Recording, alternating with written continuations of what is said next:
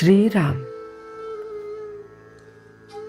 श्री ब्रह्मचैतन्य महाराज गोंदवलेकर प्रवचने 16 जून.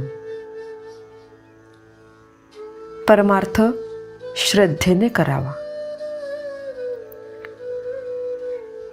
आपण मनुष्य जन्माला आलो ते भगवंत प्राप्तीकरिताच आलो.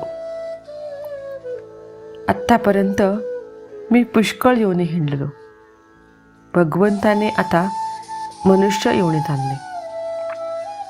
भगवंता, आता नाही तुला विसरणार असे कबूल करूनही आपण जन्मास आलो नाही तर लगेच तू कोण असे म्हणू लागतो. संत आपल्याला तोच मी असे भगवंताजवळ कबूल करून आल्याची आठवण करून देतात. पण संतांनी जागे केले तरी आम्ही मात्र पुन्हा तोंडावरून पांघरून ओढून घेतो. याला काय करावे? झोपेचे सोंग घेतलेल्याला जागे करणे कठीणच जाते. पुष्कळ तीर्थयात्रा केल्या पण होतो तसाच राहिलो. यात दोष गंगेचा का माझा? गंगेच्या काठी कितीतरी लोक येतात, स्नान करतात, पूजा अर्चा करतात. मग हे कलियुग आहे असे कसे म्हणावे? असे एकाने म्हटले. त्यावर दुसरा म्हणाला, याचे प्रत्यंतर समोरच दाखवतो. समोर एक रक्तपिती माणूस बसला आहे. त्याला जो पापी नसेल त्याने कवटाळावे म्हणजे त्याची रक्तपिती जाईल. पण एवढे होईल की जर कवटाळणारा पापी असेल तर त्याला त्या माणसाची रक्तपिती होईल. असे समजल्यावर जो तो हळूहळू तिथून पसार होऊ लागला.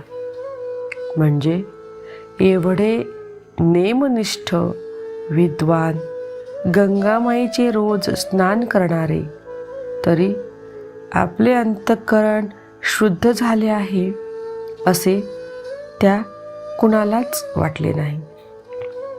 तेवढ्यात वऱ्हाडकडला एक गरीब शेतकरी घोंगडी पांघरून हातातली काठी टेकीत टेकीत येत होता.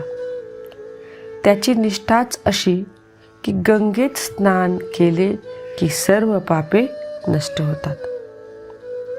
त्याने गंगेत बुडी मारली आणि वर येऊन त्या रोग्याला कडकडून भेटला. आणि आश्चर्य म्हणजे त्या रोग्याचा रोग एकदम बरा झाला.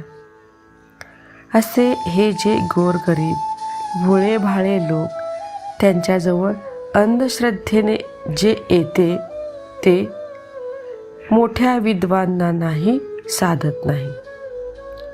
आपण व्यवहारात पुष्कळ ठिकाणी अंधश्रद्धा ठेवतो. घरून कचेरीला निघताना वेळेवर आपण पोहोचू अशी अंधश्रद्धा आपली असतेच. कधी कधी आकस्मिक कारणाने आपण कचेरीला पोहोचू शकत नाही तरी पण आपण भरवसा ठेवतोच. व्यवहारात आपण एकमेकांवर जेवढी निष्ठा ठेवतो तेवढी तरी भगवंतावर ठेवली तरी भगवंत आपल्याला समाधान देईल. परमार्थ पूर्ण समजून तरी करावा किंवा अडाण्यासारखा श्रद्धेने करावा. पण आपण आहोत अर्धवट, म्हणजे पूर्ण कळलेले नसून आपल्याला ते कळले आहे असे वाटते. अशा माणसाला शंका फार आणि त्याचे समाधान करणेही फार कठीण जाते. अमुक एक खरे आहे असे कळून सुद्धा ज्याला आचरणात आणता येत नाही तो मनुष्य खरा अज्ञानी. जे अनुभवाने सुधारले तेच शहाणे भले. जय जय श्रीराम. महाराजांचा आजचा विचार.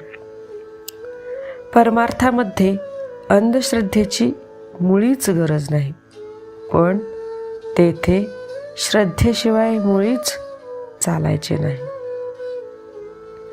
परमार्थामध्ये अंधश्रद्धेची मुळीच गरज नाही, पण तेथे श्रद्धेशिवाय मुळीच चालायचे नाही.